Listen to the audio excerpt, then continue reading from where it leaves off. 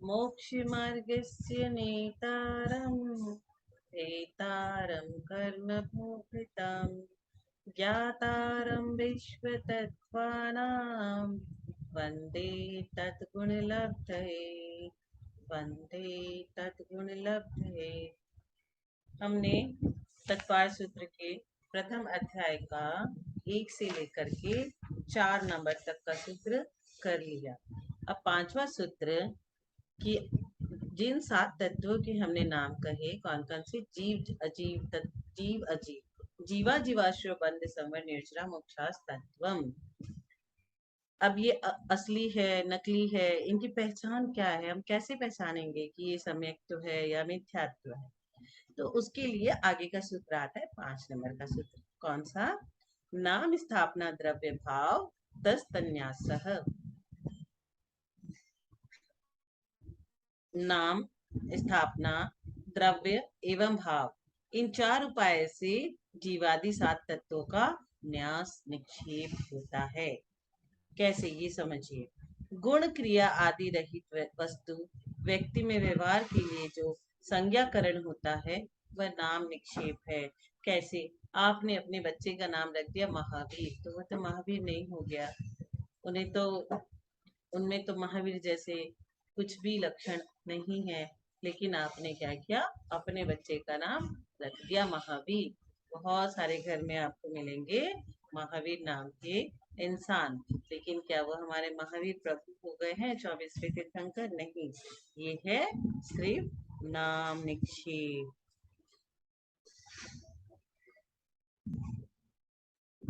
अब हम दूसरा निक्षेप समझेंगे। कौन सा? स्थापना। अभी हमने स्थापना कर दी मूर्ति की। मूर्ति आदि में जब हम स्थापना कर देते हैं, एक पत्थर की मूर्ति बनाई, अब वो जब मूर्ति बनी तब तो पता नहीं है मूर्ति किसकी है, लेकिन जब हमने उसमें स्थापना निक्षेप कर दिया, हाँ यह पारिशनाथ भगवान की मूर्ति है, यह चंदा प्रभु भगवान की मूर्ति है।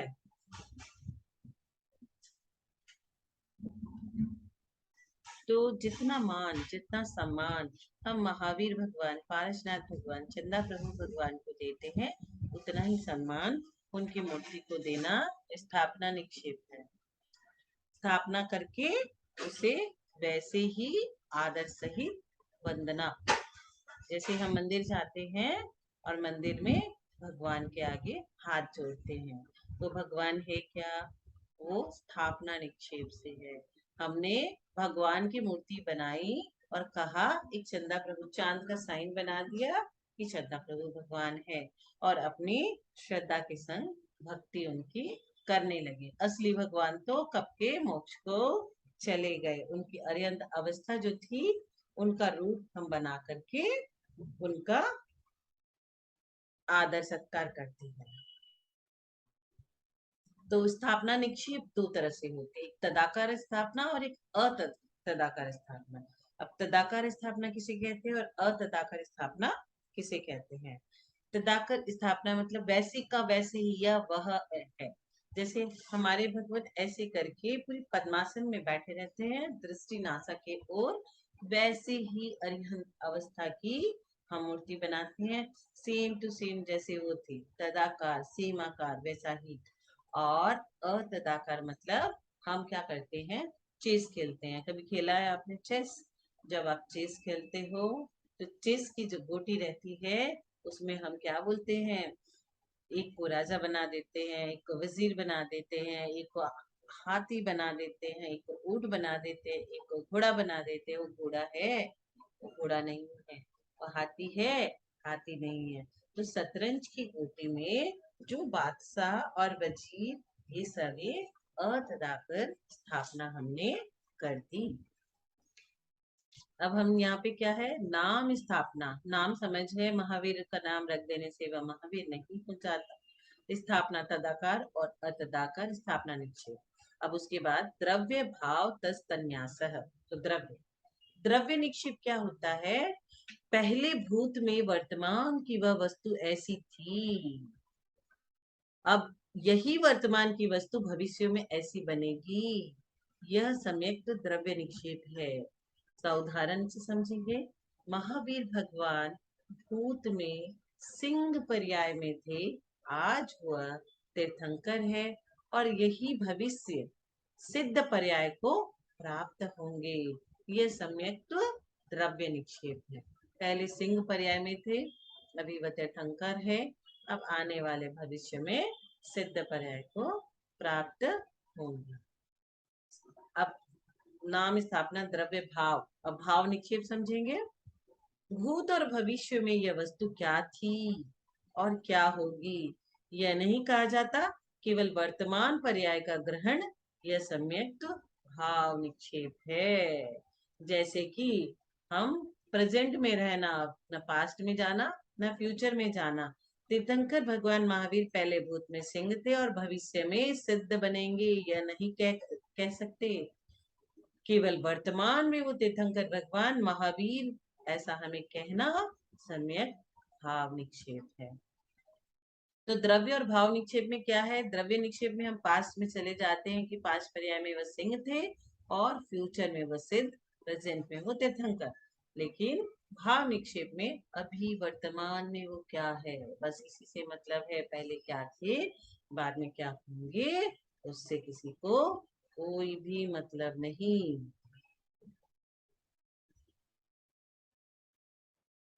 तो ये 5वां नंबर सूत्र हमें समझ में आ गया। नाम स्थापना द्रव्य भाव तस्तन्यासन,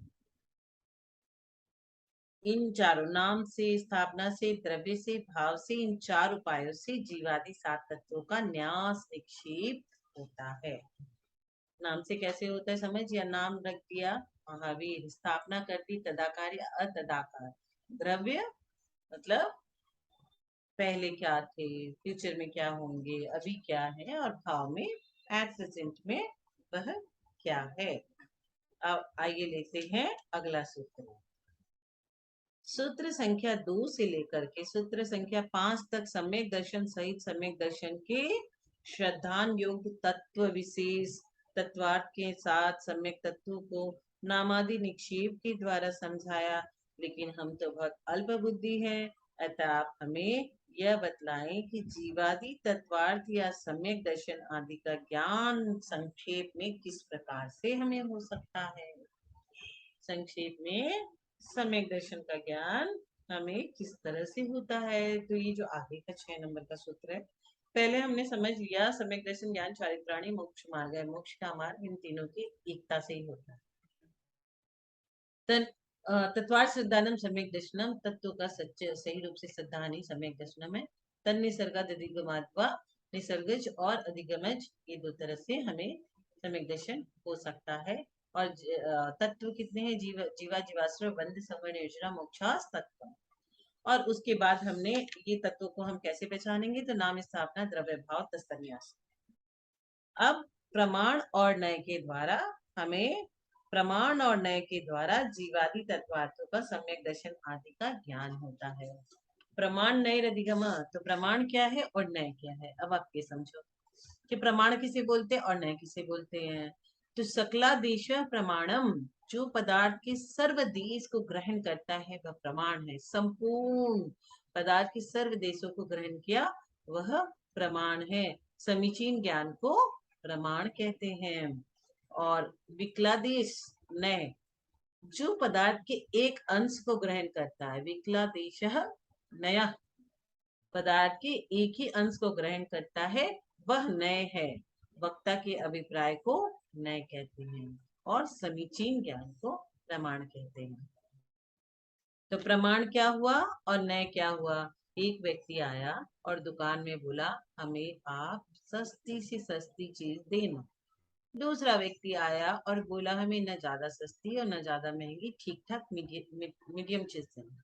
और तीसरा व्यक्ति बोला कीमत चाहे जितनी भी लगे, हमें कीमती से कीमती वस्तु चाहिए। तीनों व्यक्ति ने दुकानदार को आकर के 3 तरह का अलग अलग कहा।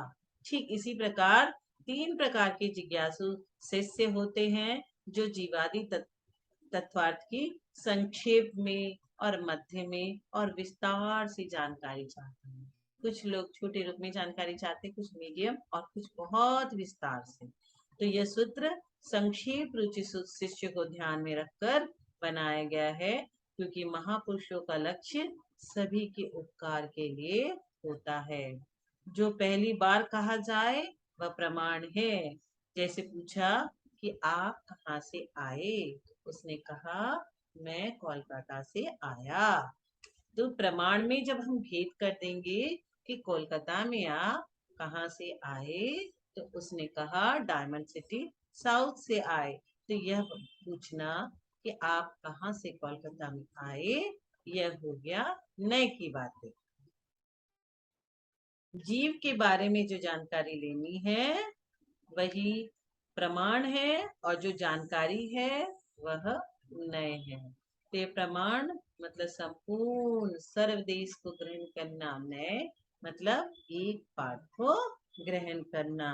प्रमाण को सब धर्म मानते हैं, लेकिन नए को सिर्फ और सिर्फ जैन धर्म ही मानता है, क्योंकि अनेकांत प्रमाण है, स्याद्वात नए है।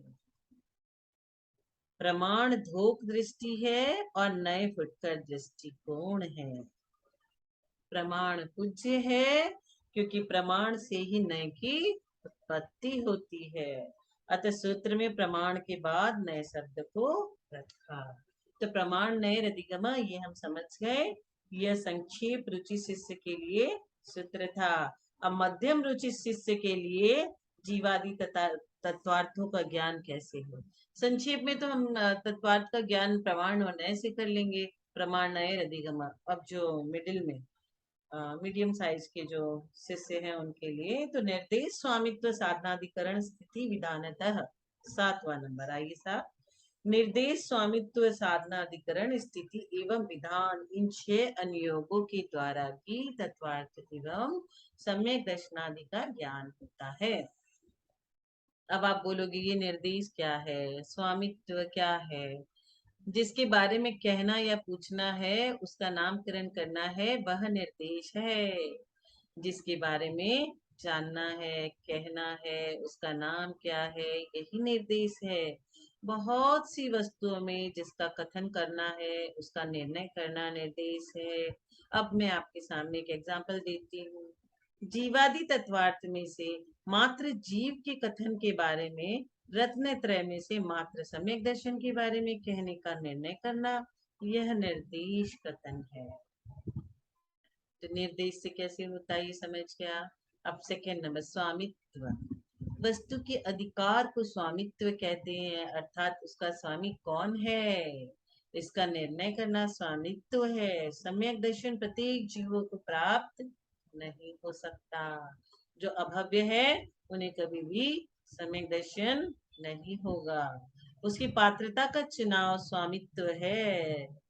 जैसे भव्य, संगी, पंचेंद्री, पर्याप्तक, जागृत, उपयोगमय जीव ही सम्यक दर्शन का स्वामी है।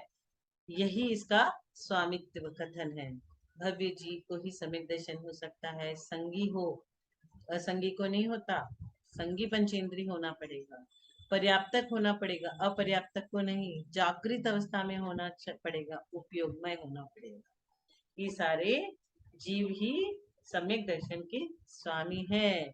यही इसका स्वामित्व कथन है। आपके घर में होता है ना, आपका मोबाइल, आप उसके स्वामी हैं।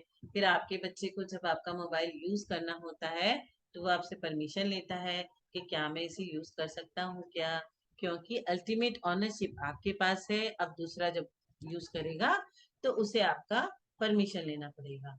स्वामित्व, मालिकाना अधिकार। आप अपने पास की प्रॉपर्टी को सेल कर सकते हो, क्योंकि वो आपके नाम में है, स्वामित्व आपके पास है। आप उसे जब चाहो जिसको चाहो सेल कर सकते हैं।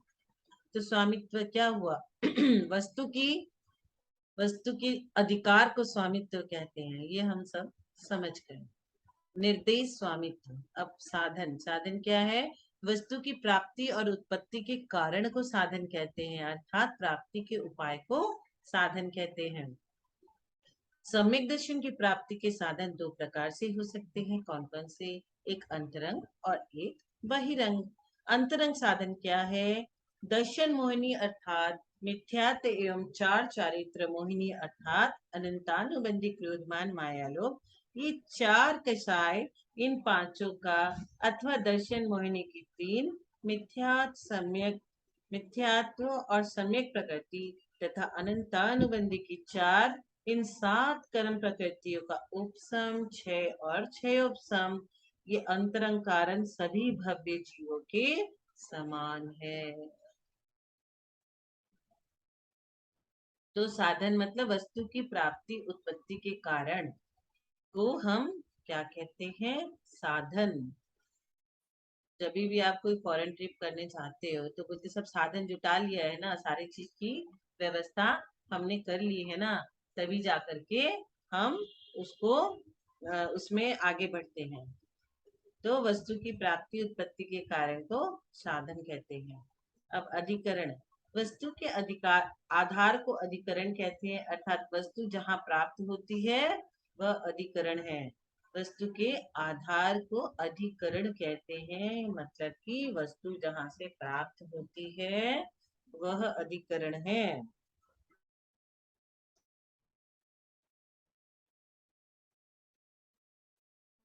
और इसमें क्या रह गया? स्थिति, वस्तु के अस्तित्व काल को स्थिति कहते हैं, अर्थात वस्तु के समय काल की मर्यादा को। आप कोई भी वस्तु खरीदते हो तो सबसे पहले क्या देखते हो कि इसमें एक्सपायरी डेट कब की है। अच्छा, दिसंबर 2022, okay then we can take it. अभी तो अगस्त ही चल रहा है, 4 महीना और है। तो एक्सपायरी डेट उसकी क्या है? वस्तु के अस्तित्व काल को स्थिति कहते हैं, अर्थात वस्तु के समय काल की मर्यादा को स्थिति कहते हैं। विधान, वस्तु के प्रकारों को विधान कहते हैं, अर्थात वस्तु की भेद गणना को विधान कहते हैं। इसमें जो हमारे अभी हम ये जो पढ़ रहे हैं ये सारे ही इसलिए पढ़ रहे हैं कि किसी भी तत्वार्थ को हम किस तरह से रिकॉग्नाइज करेंगे। तो विधान, सामान्य से सम्यक दर्शन एक प्रकार का है, फिर निसर्गज और अधिगमज की अपेक्षा से अथवा सराग और वीतराग की अपेक्षा से सम्यक दर्शन दो प्रकार का हो जाता है, ये विधान है। उपशम क्षय और क्षय उपशम की अपेक्षा से सम्यक दर्शन तीन प्रकार का हो जाता है।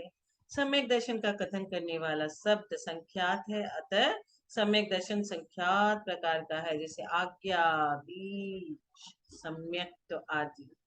सम्यक दर्शन को धारण करने वाला जीवों की अपेक्षा सम्यक दर्शन असंख्यात प्रकार का है, क्योंकि सम्यक दर्शन को धारण करने वाले जीवों की संख्या असंख्यात है। हमें भी बहुत बार सम्यक दर्शन हो चुका है, लेकिन फिर भी हम रोल रहे हैं इसी संसार में।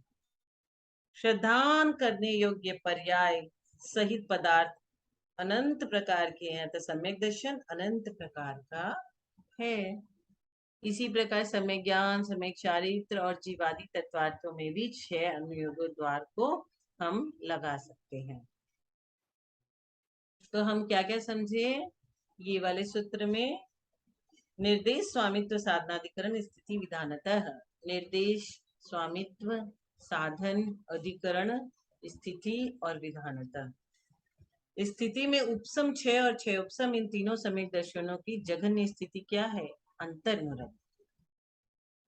और 48 मिनट के अंदर में एक एक समय कम करने से उसमें जितने समय है वे सब अंतर्मुहूर्त है। 48 मिनट का एक अंतर्मुहूर्त होता है, तो अंतर्मुहूर्त मतलब वो स्टार्टिंग से लेके 48 मिनट्स तक। जघन्य और उत्तम दो समय होते हैं, तो जघन्य इन सबका अंतर्मुहूर्त है। 48 मिनट में प्रारंभ का एक समय कम करने का समय भिन्न मुहूर्त कहलाता है। उपसम सम्यक दर्शन की उत्कृष्ट स्थिति अंतर्मुहूर्त है। क्षयोपसम सम्यक दर्शन की उत्कृष्ट स्थिति 66 सागर है, और छायिक सम्यक दर्शन की उत्कृष्ट स्थिति 8 वर्ष अंतर्मुहूर्त कम 2 पूर्व कोटि वर्ष अधिक 33 सागर है। तो उत्कृष्ट स्थिति सबकी अलग अलग हो गई, और जघन्य क्या हुई? एक अंतर्मुहूर्त 48 मिनट्स का। तो स्थिति हम अच्छे से समझ गए क्या होती है। हर चीज में हम जघन्य और उत्कृष्ट नरकों में भी लगाते हैं। पहले नरक की जगन्य आयु 10,000 निकृष्ट, और उत्कृष्ट आयु कितनी है?